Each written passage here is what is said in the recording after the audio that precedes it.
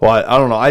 I thought that Andrew was recording already, and I thought that was going to be our intro with him saying we're talking about Wheels in the Woods in the background there. And I was like, oh, it's kind of cool. We kind of get Andrew on the intro. We can for try once. it again. Andrew, yell it really, really loud and go. Andrew doesn't talk. Oh, okay. Episode 70. I almost said 69. No, 70. We are going to talk today about Wheels in the Woods, which legitimately Wheels in the Woods is over now. This is true. Well, not over, but you know what I mean. It already happened. The event already happened. Is that what you want to talk about today? I mean, I guess we can talk about it. I'm excited to talk about it. Get into a big philosophical, deep discussion about, I don't know, the quality of beer and its life enhancement properties. But we can talk about Wheels in the Woods too. Personally, to me, I think that's more of a whiskey thing. But let's talk about Wheels in the Woods. Yeah, we'll save that for the after show.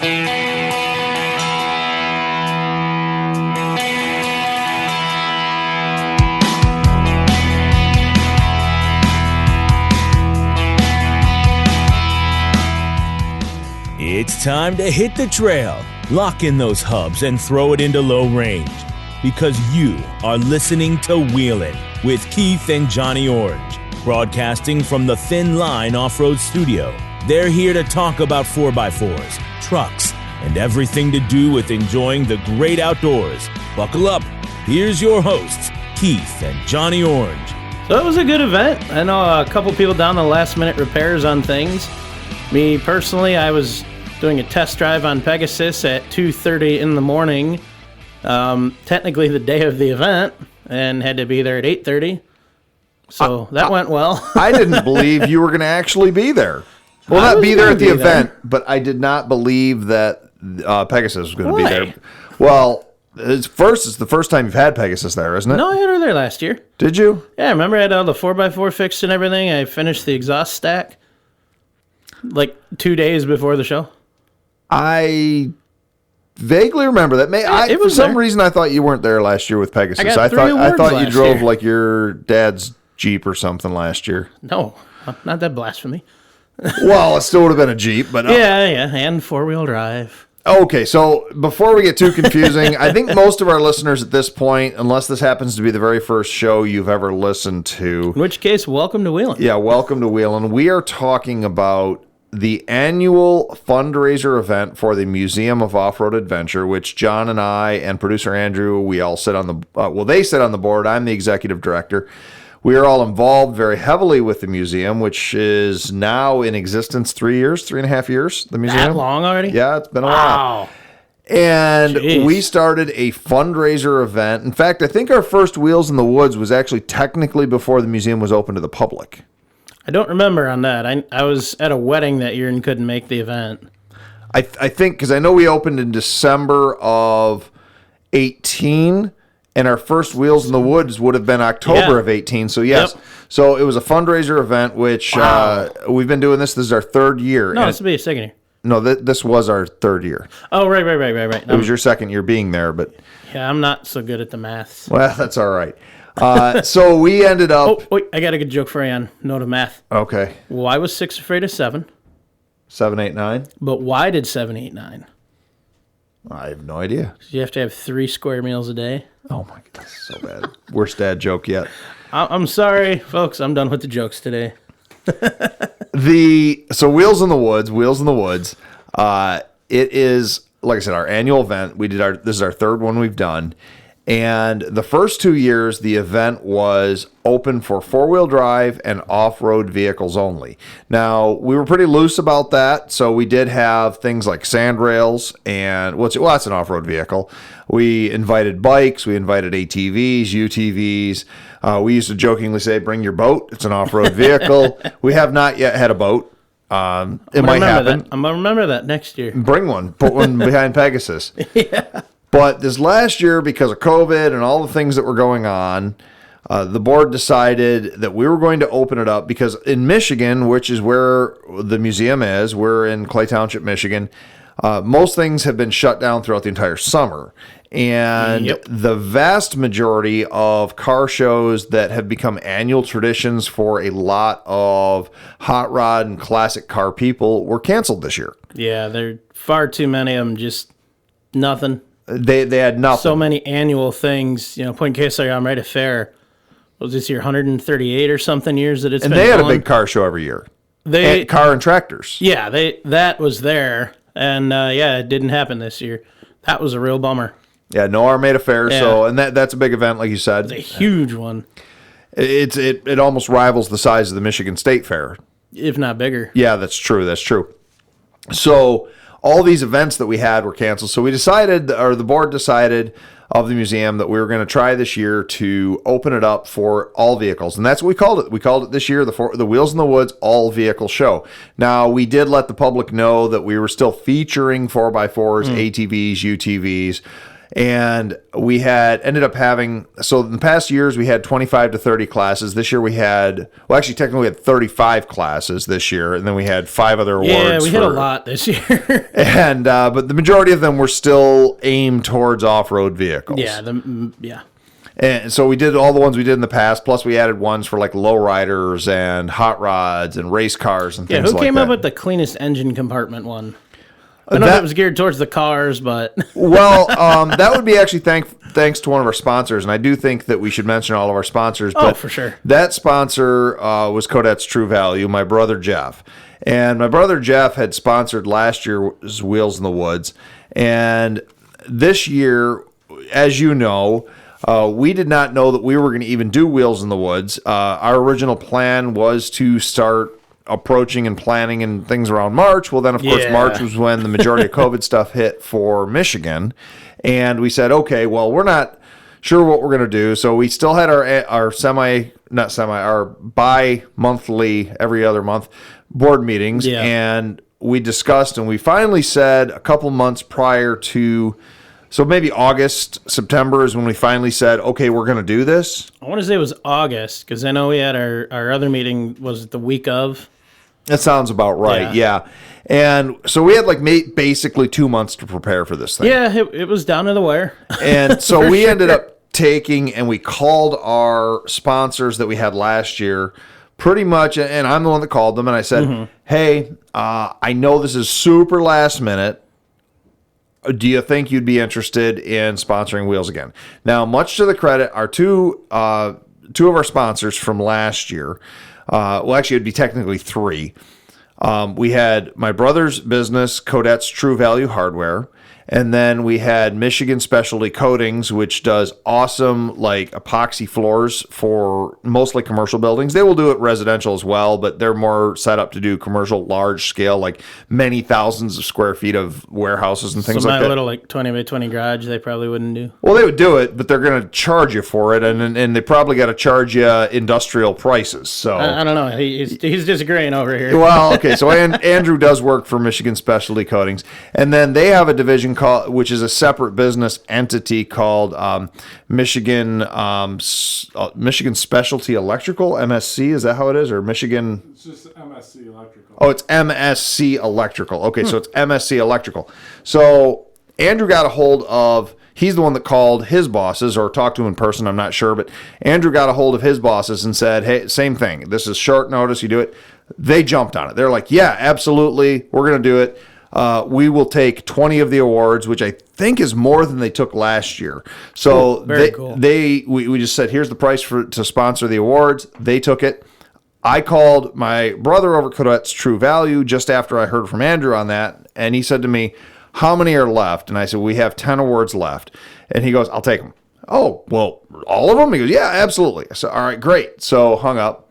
My phone rings again 2 minutes later, and he goes, "Hang on a second." He goes, "Could you double that?" And I said, "Well, there's no more awards." And he says, "Well, can you make a few more awards? You're doing the car thing this year." He goes, "Can you make more awards so more people have a chance to win something?" He goes, "I'll double the awards and, basically match what the MSC businesses did." It wasn't like a competitive thing. They're not even in competing businesses. But he basically said, "I want there to be enough awards for everybody." And I was like, "Oh, we'll come up with 10 more classes then." And so that's what we did. Works. So that, in answer to your question, that's where the cleanest engine compartment thing came. Because Okay. I had like Just 5 or wondered. 6. We had like 5 or 6 that we had done year one that we had gotten rid of. And we brought them back this year. And then we were like, okay, we need a few others. And so we're brainstorming, myself and Stephanie and a few other people were like, and I was like, well, how about, and I had actually seen that one before at a big show. I don't know, somewhere in the gray matter in the back of my skull, I remembered seeing. Teeny tiny little space. Yeah, exactly. I remembered seeing a cleanest engine compartment or a shiniest engine. I think it was shiniest engine award, and I was like, That had to be a fancy car show for that. yeah. So Say that doesn't qualify for most of our So that's where it came from. So we ended up doing that, and as you know, we had those beautiful plaques laid out. Oh, yeah. And you know what? Let's do a shout out there too. Those were done by Laser Market out of Richmond, Michigan. They have done. I know that place. You do, yeah. I drove by it almost every day. Oh, you do, yeah. Well, when I worked in Richmond. That's right. They're just south of where you live, and we had approached them. Our first year of Wheels in the Woods, we had asked a couple of different places to give us concepts of awards. The ones that came from Laser Market blew everybody out of the water. You remember that? I mean, the stuff we saw from other people. It was okay. Yeah. It was standard car They did a fare. fantastic job on these things for sure. The graphics, the quality. We don't. Other places were like, oh, we need you to supply us with all your graphics. Laser Market was like, we've got this. Just let us know what the awards are, and we'll give you concepts. And they had these kind of cartoony-looking hot rods and 4x4s for most of the awards. You can see them on the Museum of Off-Road Adventure Facebook page and some on Instagram. If you go on there, you check them out, you can see them. So we've been using them since day one, and to their credit, they have not raised their prices on us. Now they might next year or whatever, but they have said every year. Shouldn't have said that. That's going to definitely jinx us. It's to be at least double next year. Yeah, I hope not. But each year they're like, yeah, same price as last year. You cool with that? Cool. I'm like, absolutely. So, cost of living, all those things has gone up in 3 years, and they've charged us the same price they have since day one. I like that. That's always nice, especially for a nonprofit. That's awesome. Exactly, and that's what they've told me before is we're trying to help you guys out. And that's awesome. So they're called Laser Market. They actually have a Facebook page as well, but they're out of Richmond, Michigan. I did ask her this time. I said, "Do you guys?" And they do laser engraving and custom plaques and things. I said, They actually do like machine engraving too. They do. That's something I talked to them about a while back for some work I need done. Haven't had a chance to get up there with a file to show them, but I'll be getting it done eventually. Well, they did. I asked them this time too, and I said, "Do you ship?" And they said, "Yes, we do ship." So Nice. if anybody is listening and you're looking for super high quality stuff, give them a call, talk to them, and they probably would ship darn near worldwide. I mean, You know if they do embroidery? I don't know on that. I don't. They might. There's a lot of cool stuff in there. They I know might. it's called Laser Market, but Yeah, Laser Might be worth a Market, shot. I not need some work market done. as in like a market that you would shop in, but MARKIT. oh, I misunderstood. I thought you could buy lasers there. Yeah, it would be a market for lasers. That'd be nice. That would be sweet. I want a burning laser. So those were our three of our sponsors this year, and then we also had ABC Home and Commercial Services, which is a pest control company. They also have a portable toilet division. They donated all our porta potties, as you know, and we had. I don't want to miss anybody here. We also had Foxfire Fixins. They are our supporting restaurant sponsor up the road from us.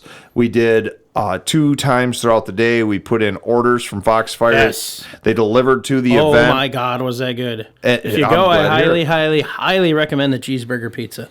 And- oh my God. Foxfire Fixins donated 10% of all the sales, not only for what they delivered to Wheels in the Woods, but anyone that attended Wheels in the Woods that went to the restaurant afterwards they donated 10% of the sales. So that was really awesome. So we got a check from them. I actually got to go pick that up. They just cut me the check. I heard that, so I got to pick it up and bring it in, and deposit it. But so that was another supporting, and then a last minute sponsor that we really got to mention here that unfortunately, due to a snafu, and this is kind of a funny story here, funny to me, I guess, and also irritating, Spicer. Oh, yeah. Spicer, the company that makes Dana axles, they have the distinction now of being the first sponsor to contact us unsolicited about sponsoring the event. That is awesome. They contacted us. They heard about the event. They contacted us the Thursday before the event and sent me an email, and they said, hey, we've heard about the event. We have a grassroots program for supporting small 4x4 events. We would love to sponsor your event. We have a giveaway package worth approximately $500. That's awesome. We would like to send it to you. So I sent an email back. I happened to get the emails on the computer when I got the email. I sent them back right away, and I said, we'd love to take you up on this, but the event's in less than 48 hours. And they emailed back, and they asked a couple basic questions about what we would need, and they said, it's not a problem. It'll all be shipping from Dearborn, Michigan, which I should have just said, I'll come pick it up, because Dearborn's only an hour and a half from here. Not bad. You'd probably get a timed it on one of your work jobs or something, too. I really could have. Yeah, I actually one of my guys at work lives in Dearborn. He could have even possibly done it. That works, too. We'll ship it up to you. It'll be there tomorrow. Okay, great. So Spicer, they wanted to ship us some stuff for giveaway. They said we could give away the stuff, we could sell the stuff, however we wanted to handle it. Cool. Auction it off, raffle, whatever we wanted to do. They said, we're going to send this to you. I said, oh, that's great. So come Saturday morning, as you know, we didn't have anything from Spicer. Not yet. And I felt really bad. I'd gone on Ultimate Adventure. I still had one of the Spicer, because they were a sponsor of UA as well. I had a Spicer shirt, and I said, I'll wear the Spicer shirt to the event to at least kind of represent. So I wore my Spicer shirt to the event that day. I got back after the event, Monday, got an email from the person. They said, hey, we wanted to check, how'd the event go, this and that. And I emailed back, and I said, we still didn't get your package. Event went great. I'll wear your shirt. We made sure to mention you at the event over the loudspeaker several times as a sponsor. And they're like, well, let me check the FedEx here. So they emailed me back. They said, the FedEx says it was delivered to your front porch on Friday. And they said, oh, but we also delivered it to the museum, not your person. And I told them, I said, that would have made a difference. I said, mail it to my personal address, but I'd given them the museum address for business purposes. And I said, but mail to my personal address because I'm not going to be at the museum on Friday. But we were there, as you know, Friday night setting up, and I had checked all of the delivery areas at there, thinking maybe it had accidentally gotten shipped there, and there was nothing at the museum. Where did it end up being? Well, here's the thing. So when FedEx said they delivered it to the front porch of the museum, where's the porch in the museum? There isn't. Exactly. Exactly. So it was on that house next door, wasn't it? It was at the house next door. So wow. I get a hold of the the person at the business next to the museum there, and I said, and I texted her and I said, hey, did you get any packages from Spicer Corporation? She's like, no, I didn't get anything. I said, by any chance, does your rental house that you have up there, did they get anything? And she said, I'll text you back. I'll let you know. She gets back a hold of me. Oh yeah, he said it was there Friday and didn't say anything. I'm like, oh my God. So, bummer. But it's on the porch waiting for you. So I didn't even think to look there. Yeah. So I went over. So in the package, they had these boxes. They sent us a bunch of hats. I think like a dozen Spicer hats. Oh, wow. Really nice quality gray, like nice Spicer hats. Cool. A whole bunch of Dana 44 and Dana 60 decals. Ooh. So I think you need a couple of those on Pegasus. You got a 44 in the rear. I do indeed. Or do you have an 88 in the rear? 44. Oh, 88's okay. in the Cherokee. Okay, all right. So you can put a 44 one on. That's allowable now. Thank you. Cool. Yay. Stickers. And a bunch of other cool stuff. A bunch of like cool Jeep posters and banners. And then the creme de la creme, they sent us. I saw that. Oh, you did see it? Okay, Yeah. I wasn't sure. Or the picture? Did you see it in saw person? the pictures. I saw the pictures. I didn't see anything in person yet. They sent us one of Coleman's top of the line. It's like a steel. It's like almost a reproduction like of the old one they did back in the 50s and 60s. Those things are so cool. Yeah, it's got the big heavy metal latch. Really cool cooler. It's labeled up Spicer on it. It's bright red. Really cool cooler. So I emailed them back. I said, if you need me I saw you what you did there. What? Cool cooler. Oh, nice. So I said to them, I will, I can send the stuff back to you guys. I'm really sorry. And they're like, no, keep it. They said, keep it for your next event. You do it as giveaways to the museum, whatever you want to do. So huge shout out to Spicer. Super cool people here. Absolutely. Really sorry that there was the shipping mix up. That was totally not their fault. I mean, No. it was our fault, not to check next door. And it was just one of those circumstances things, but it happens. That used to happen to me all the time where I live. There's my address. There's a couple houses down, 2 numbers are switched, but the numbers are the same. So constantly they get our mail. Yeah, it's not and good. Occasionally we get their mail. And then they used to, UPS and FedEx, and occasionally the post office even used to drop our packages at the house on the other side of the road, which is okay when they answer the door to receive it, they just call us. We go get it. Yeah. This is before the event of, being able to track packages on your phone, internet, email. Mm-hmm. Yeah, they just call us and that it's there.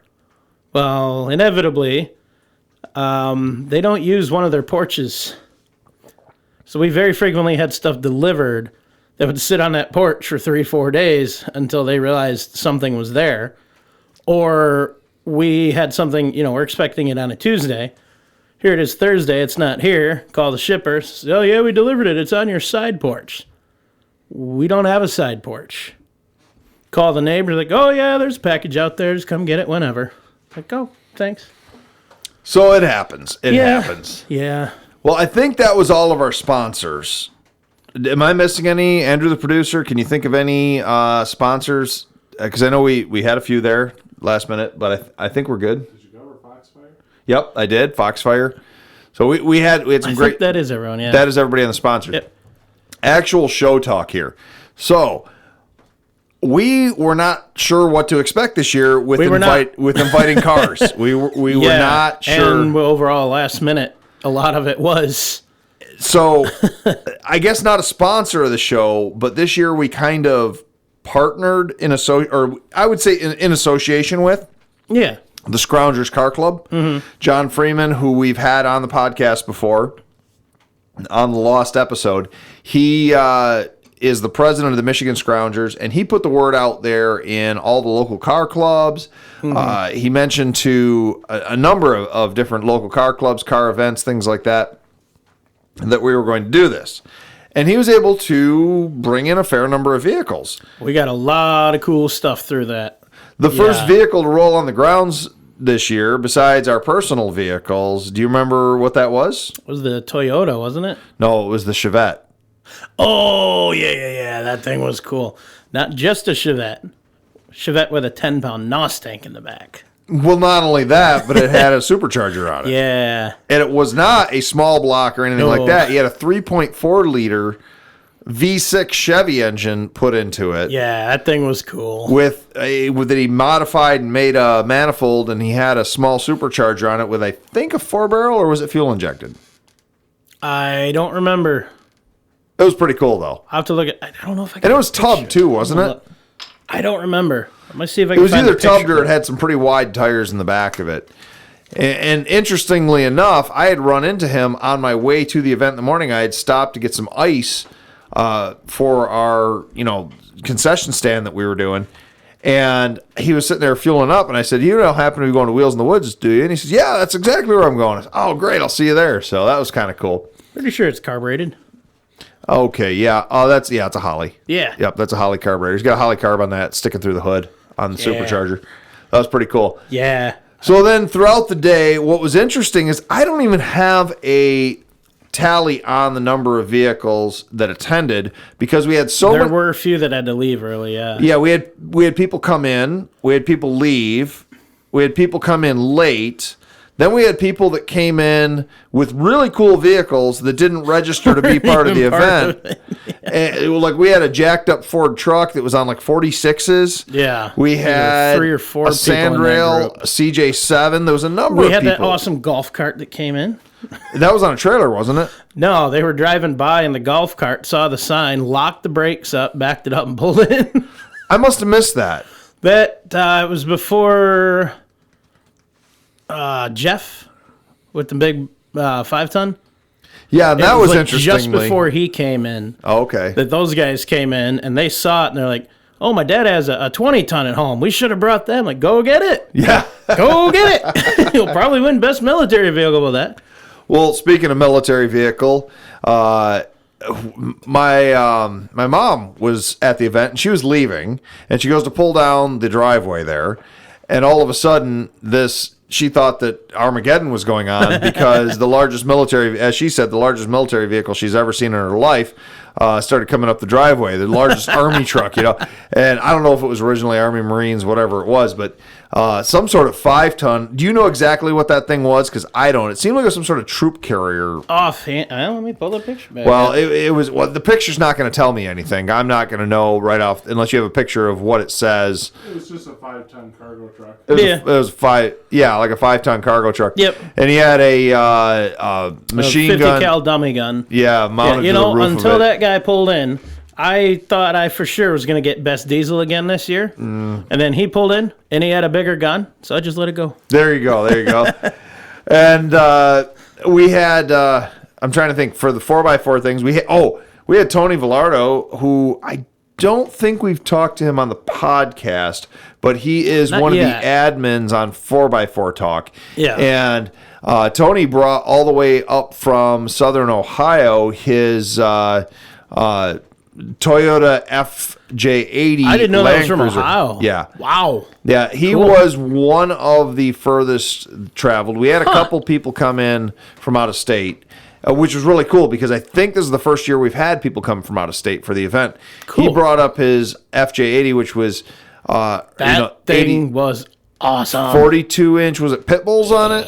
Big tires. Yeah, See if I 42s. can read the label. And it was fully caged out. The only sheet metal left from it was the front fenders and the hood. Super cool rig. On Toyota axles still.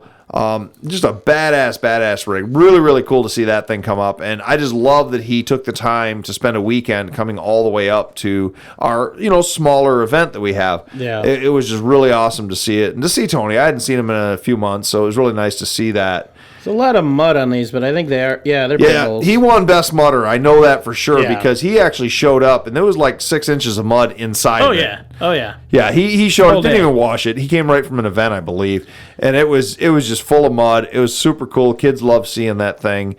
We also had, speaking of out of state, we had Mark Garrett come up with his Eagle wagon, which he actually didn't bring it up from Indiana because he's from Indiana. But he came up from Indiana, stayed the night. I didn't know he was in Indiana. I thought he was like Lower Michigan. Nope, he's in wow. Indiana. Cool. And he went over to the museum, picked up the Eagle because he has it on very long-term loan with us. Yeah. Drove the Eagle to the event and then brought it back to the museum. Yeah. And he that thing was is so cool. best original 4x4, I believe. Oh, he won a whole bunch of stuff. I think he only won a Let couple me awards, consult the but documents. I know that he won. I'm pretty sure he won best original 4x4. Which very deserving, as we know. That is probably Best original. the earliest Eagle that's still in factory condition that's never been restored. Because it's 1980. It's a very early build. He also won Best Orphan because of that. Oh, yeah, AMC. Yeah, we had the Best Orphan, which we've done that for 3 years now. Best Orphan vehicle from a car company that no longer exists. So that was pretty cool. Looking through all of them. Yeah, I'm just skimming through. I'm down to the kids ones. I think that's it. Yeah. Well, okay, let's jump over there a minute for the kids stuff. We did once again. We did our kids events this year, which I would say the one was a huge success, and the other was probably a bust. And we still need to discuss if we're going to do it again or not. Yeah. But we Combine did. 'em. We did our Power Wheels challenge. Yeah, that. I think that was the biggest one we've had. We did that the first year too, right? No, we did. Last year was the Okay. first year of that, and last year I think we had 5 or 6 kids show up with Power Yeah, Wheels. we had a bunch this year. Yeah, we must have had 15 or so. Yeah. Show up with their Power Wheels and run the course. And we did a tunnel that the kids could go through. Yeah, we did that was cool. like a bridge, and then we made sure that the tunnel came out at where there was like a stump with like a little like of a pit type Divot. thing. Yeah, a little divot. When you say pit, I mean it's a Power Wheels. It's not gonna go mudding, Yeah. but. And then we There had was it all. no risk of flipping the vehicle to any of the kids. No, I thought it would have been really cool to have some of that kind of stuff, but then we would have had to have helmets and safety straps, and it got to be too much. But you did go through and light up the whole course with tiki torches. Well, yeah. So that was pretty cool. Yeah. That was pretty cool. So we had the tiki torches, and we called it the Tiki Tunnel. Yeah. Kids loved it. They went through there, and they did the whole course, and there was lines that they had to do backups and stuff, and we judged it similar to some rock crawling competitions where they started with 100 points, and then points were deducted if every time they backed up or they went out of bounds. Yeah. And so most of the kids, I think, got in the low 90s. was the I kind never of, saw the score sheets. I think know, they range from like 89 to 95 right in there. I'm blanking on the other guy's name, but Ashley and who else was it helped with the judging for all that stuff? Yeah, we definitely need to do a shout out there. So Absolutely. CJ and Jen. CJ. And Yep. the husband and wife, CJ and Jen, and then our friend Ashley Canton. Yep. They all were the judges, volunteer judges this year. First year we judged them ourselves. We got our volunteers this year, which was awesome. So our hands weren't on it at all. Yeah, It was I know they had a lot of fun with that too. they were chasing those kids awesome. around. Yeah. It was cool. It was cool. And then we did the RC rock crawling again. Which I don't think we had too many of those this year though. no, we only had like 3 or 4. And I Yeah. know that you and John Freeman the night before the event, you like blasted an Hour awesome and a half, 2 hours working on that. you blasted an awesome course through the broken concrete, which last year when we had like Ed show up with his gas powered one, that would have been awesome for that course. Yes. Yeah, he unfortunately had to work this year, so he couldn't bring his sandrail out, or his truck, or his RC cars. It happens. It yeah. happens. But, the course we had this year, everybody showed up with pretty small RC cars that were more meant for, gravel, sand, stuff like that. So they weren't really efficient on there. I don't know if we'll continue with that one, but I do think we're going to continue and improve upon and build upon the Power Wheels one because that seems to be it's becoming I like pretty the idea popular. That, yeah, maybe make it a little longer. Something adding 1 or 2 more obstacles to it would be cool. And then if we're talking about events right now, we need to speak about the final event, the trivia contest. Yes. How'd you think that went this year? It went good.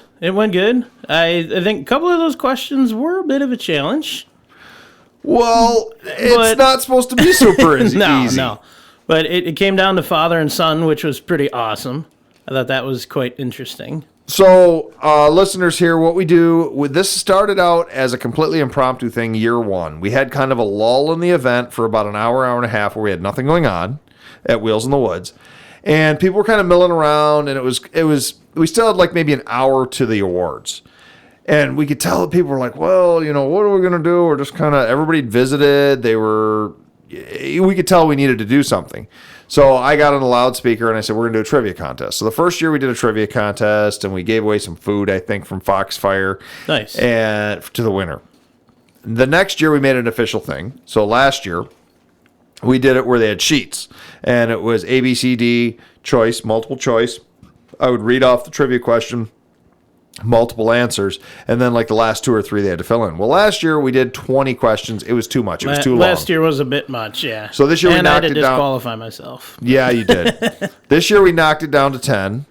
So we had 2 heats. We had the 4x4 heat, then we had the car heat, so the automotive heat. Yep. And then what we did was we combined the winners from both, which could have been up to 5 or 6 winners because it was designed to be, if there was any ties in those, they were all going to go to the final round. But we actually had a decisive winner in both of those. We had a decisive 4x4 winner and a decisive car winner. Yeah. And like you said, they were father-son. Yeah, that The was pretty cool. Butterfields. The Butterfields. I forgot their first name, but I remember they were the Butterfields. And they went back to back. We gave them dry erase boards. And then they had 10 questions. And if you remember, we got through 10 and they'd each gotten 5 correct. Yeah. So we kept going for a little bit there. Yeah, we I was pulled trying to out. think of some funky questions to ask from the podcast, but Well, I couldn't think of anything. You could have. And as promised, I did say many, many times on the podcast when we talked about that we were going to do the trivia questions from the podcast, I would say about 70% of the questions and answers from the trivia could have been pulled from the podcast. Oh, yeah. Now, some of them would have been a podcast a year ago, so you'd have to be a real hardcore podcast fan with us and have memorized a lot of that information. As they all should be. Oh, absolutely. They should be listening on. to every single episode. They should know it better than we do. I'm going to tell you heads up right now. I don't remember half of it. We're going to do the same thing next year, and they're coming from the Wheelin. So go listen to the old Wheelin shows and listen this I think next we're year. going to have a question on there, and they can write this down and remember it. What episode number did we discuss that we're going to do trivia again next year from the podcast? I don't know if that'd be fair or not, but maybe it could be a tiebreaker one. Okay. Yeah, Or that something works. like I that. like that. Yeah, it'll be a tiebreaker. Speaking of the podcast, we're also kind of a sponsor of the event. Yeah. In I a was way. there representing. You were. You had your shirt on. With the podcast and the museum, because the event is a fundraiser for the Museum of Off-Road Adventure. I'm very pleased to announce that multiple times since we've been doing this podcast, we've had people come to the museum because they heard about it on the podcast. And I love that. In the last 2 weeks, though, we have had 2 groups of out-of-state visitors come to the museum because they heard about it on the podcast. Ooh, I only knew about one of those. We had the Miller family come in. They spent about... That was when you called me about the other day?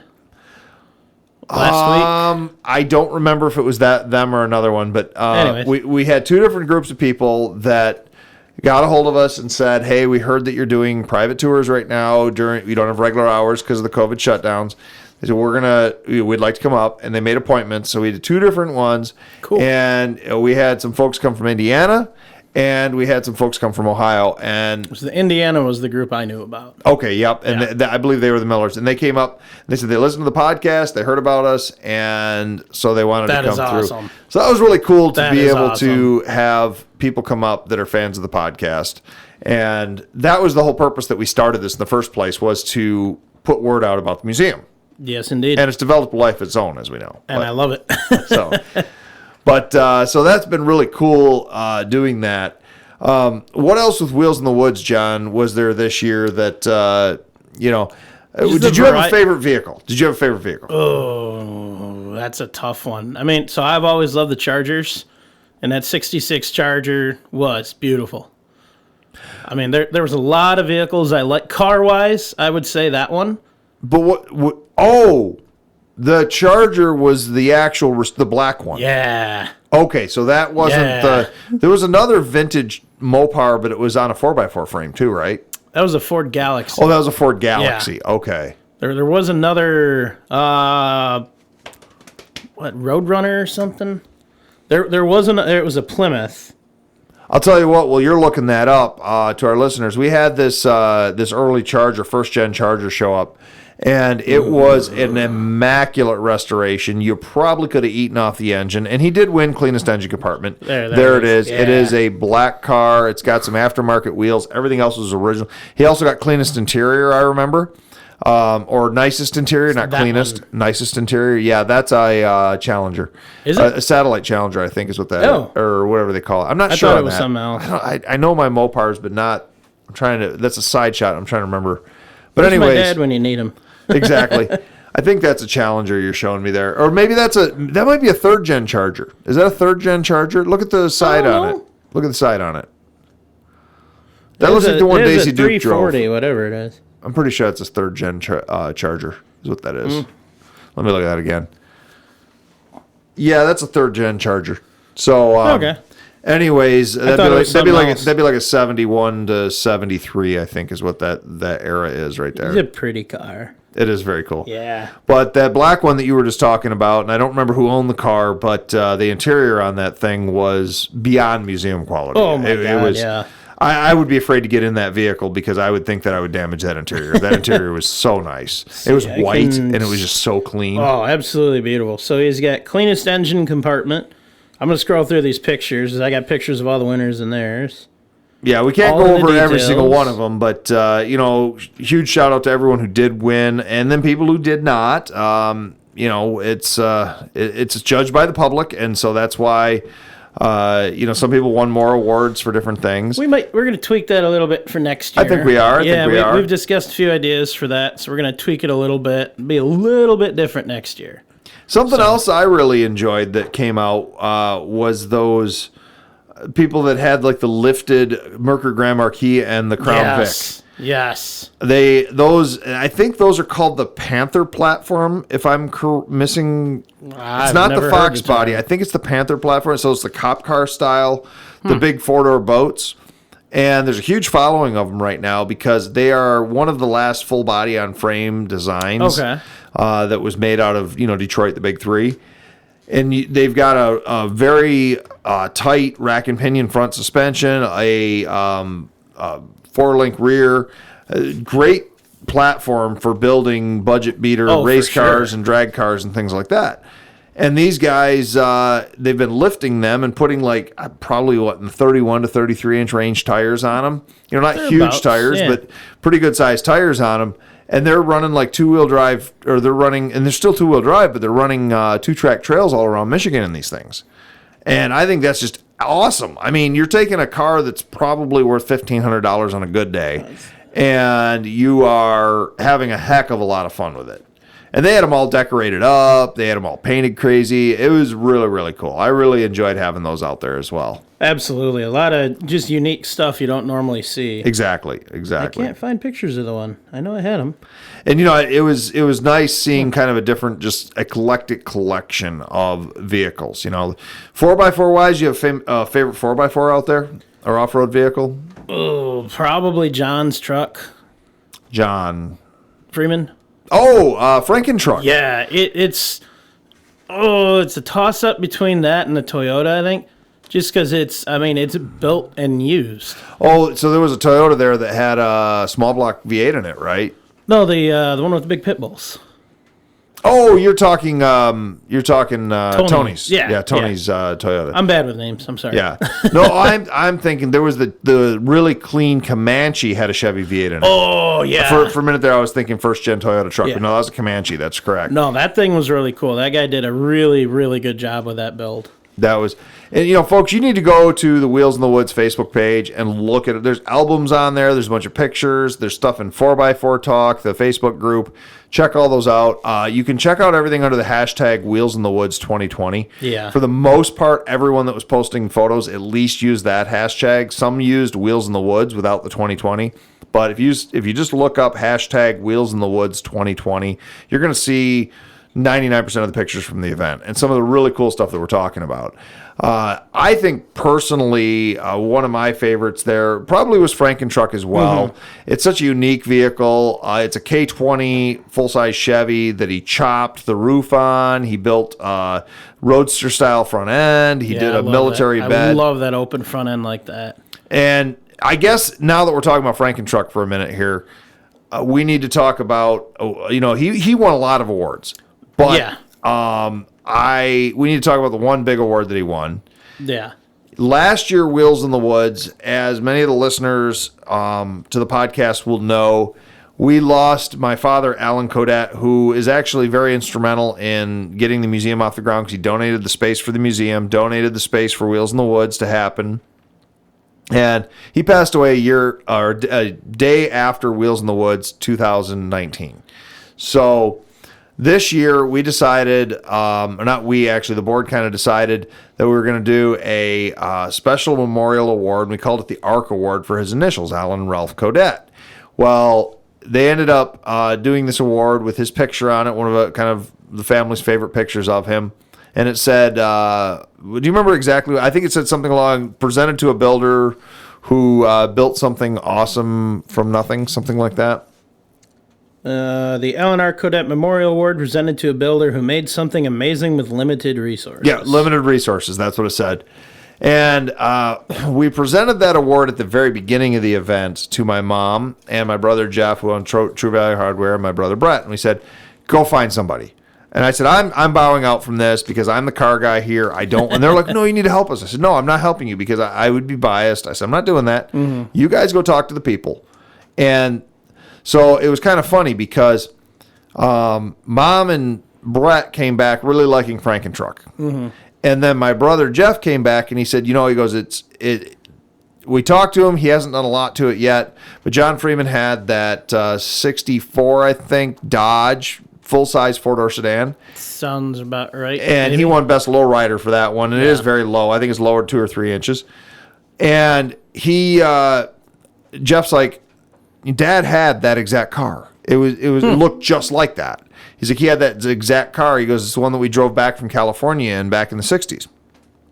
And you remember that time well. I'm sure. I don't know, it was before I was born, but and Jeff's like, I really want to give it to him because he's working on that, and it just really reminds me of Dad. Well, then, Mom was talking about the Franken-Truck, and my brother was too. And I'm like, they're both owned by the same people. They brought 2 cars to the event. Yeah. John and Jillian Freeman. His wife drove Franken-Truck in, and John drove the Dodge.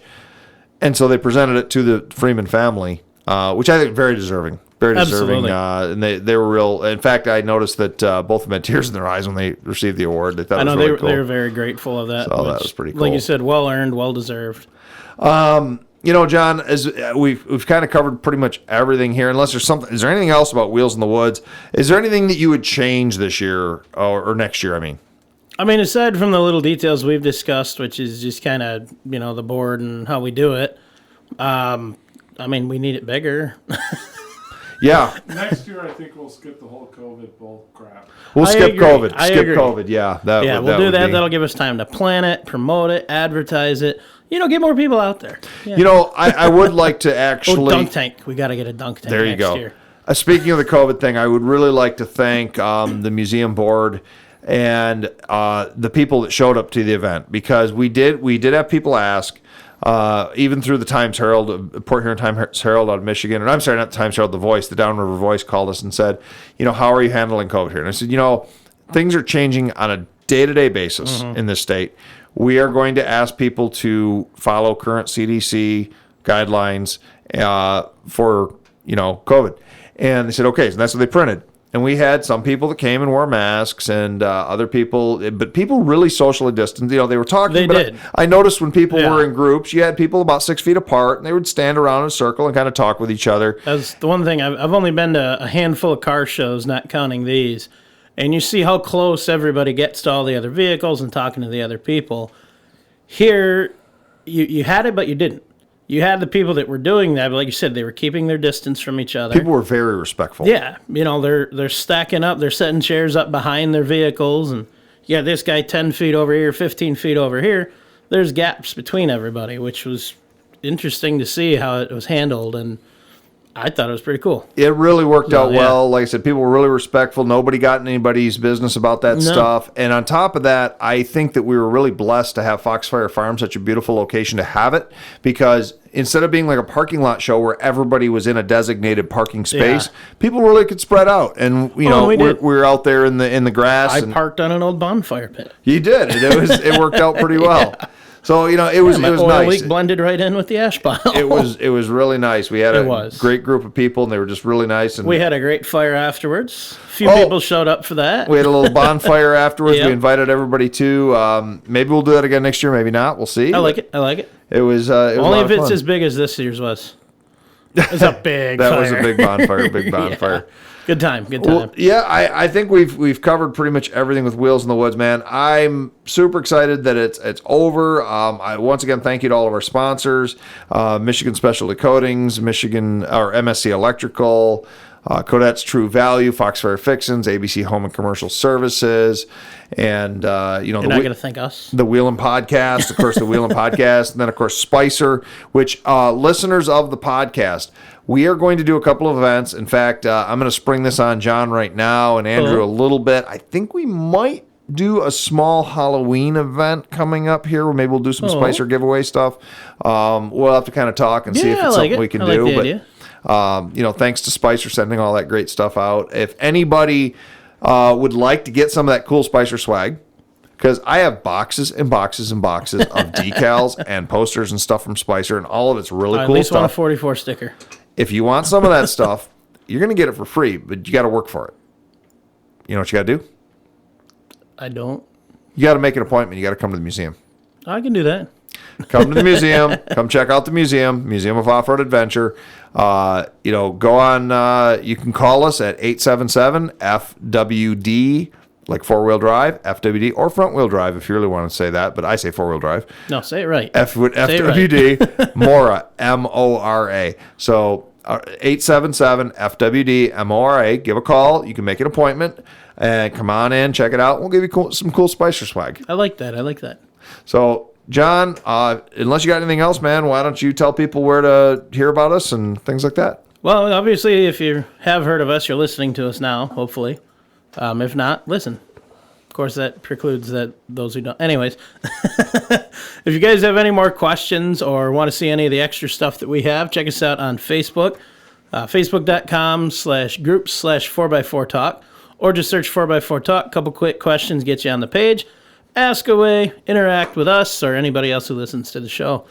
You want some extra bonus content? Make sure to check us out, patreon.com/Wheelin Radio. Access those $2 a month, get access to some extra bonus content. Going to be doing some updates on that pretty soon and get some more material up there. We've been a bit behind on that. What else I got? Other than that, huge thanks to Mr. Andrew, our producer. Without him, none of this would be possible. So huge shout out to him. Always. Thank you, sir. I think that's everything. So with that, I'll say thanks for listening and have a good one, everybody.